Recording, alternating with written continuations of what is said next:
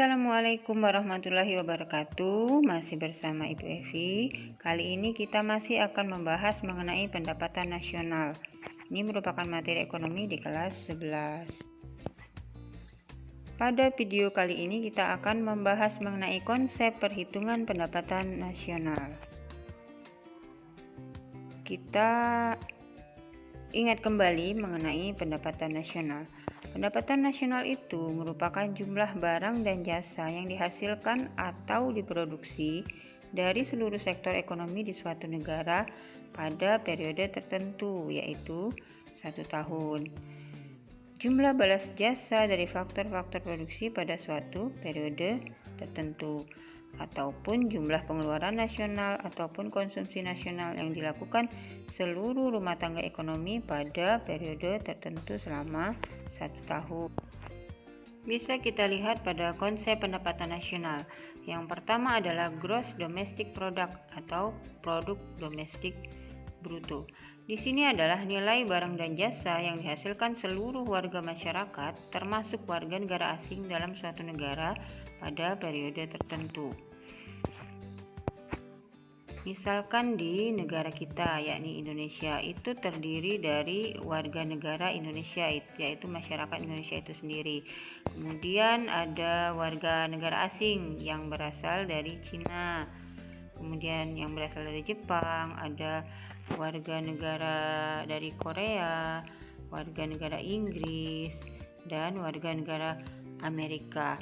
Nah, dari kelima macam negara ini, setiap barang dan jasa yang dihasilkan, maka itu semuanya akan dihitung, dijumlahkan, dan itu semuanya termasuk ke dalam gross domestic product.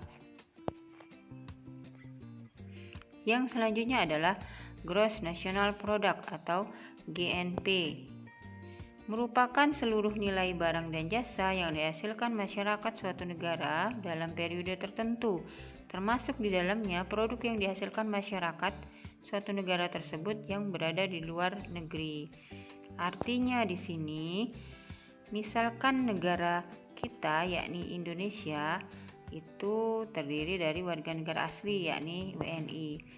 Kemudian ada warga negara Jepang, ada negara Cina.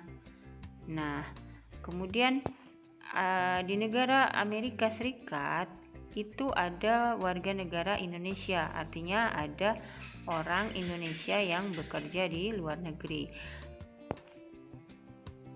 Kemudian di negara Malaysia juga terdapat warga negara Indonesia, artinya orang Indonesia yang bekerja di negara Malaysia.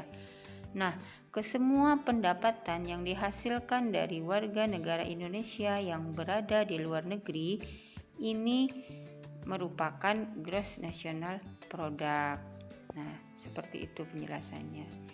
Dengan demikian dapat kita rumuskan bahwa GNP itu sama dengan gross domestic product dikurangi atau ditambah produk neto terhadap luar negeri. Unsur pengurangan ataupun penjumlahan di sini tergantung dengan produk netonya tadi ya, seperti itu. Kemudian konsep yang ketiga itu adalah net national product atau NNP. NNP itu sendiri merupakan gross national product dikurangi dengan penyusutan barang modal. Kemudian yang keempat itu adalah net national income, yakni net national product dikurangi dengan pajak tidak langsung ditambah dengan subsidi. Yang selanjutnya adalah pendapatan perseorangan atau personal income, yakni net national income ditambah dengan transfer payment dikurangi dengan laba ditahan ditambah iuran asuransi ditambah iuran jaminan sosial. Nah, transfer payment di sini merupakan unsur penambah dari NNI. Transfer payment itu sendiri merupakan penghasilan yang diterima oleh masyarakat tanpa adanya kegiatan produksi. Contohnya seperti dana pensiun, kemudian tunjangan veteran, kemudian subsidi bagi penganggur dan sebagainya. Yang selanjutnya adalah disposable income atau pendapatan disposable, yakni disposable income dirumuskan pendapatan perseorangan atau personal income dikurangi dengan pajak langsung yang tergolong dalam pajak langsung, yaitu pajak penghasilan. Nah, di sini akan ditampilkan sebuah contoh soal. Yang pertama, produksi orang Indonesia yang ada di Indonesia itu sebesar 10.700.000. Kemudian yang kedua, produksi orang asing yang ada di Indonesia itu terdiri dari 4 orang asing. Yang pertama orang Jepang sebesar 1.150.000, orang Amerika 1.200.000, orang Cina 400.000, dan India 300.000. Kemudian yang ketiga, produksi orang Indonesia yang ada di luar negeri. Orang Indonesia yang ada di Singapura sebesar 950.000. Kemudian WNI yang ada di Malaysia sebesar 1.100.000. WNI yang ada di Jepang sebesar 600.000. Yang keempat, penyusutan barang modal sebesar 750.000. Pajak penjualan yakni PPN antara lain pajak pertambahan nilai, PPNBM, materai dihitung sebesar 975.000. Subsidi BBM sebesar 600.000. Sumbangan bencana alam sebesar 430.000. Laba ditahan sebesar 900.000. Iuran jaminan sosial 750.000.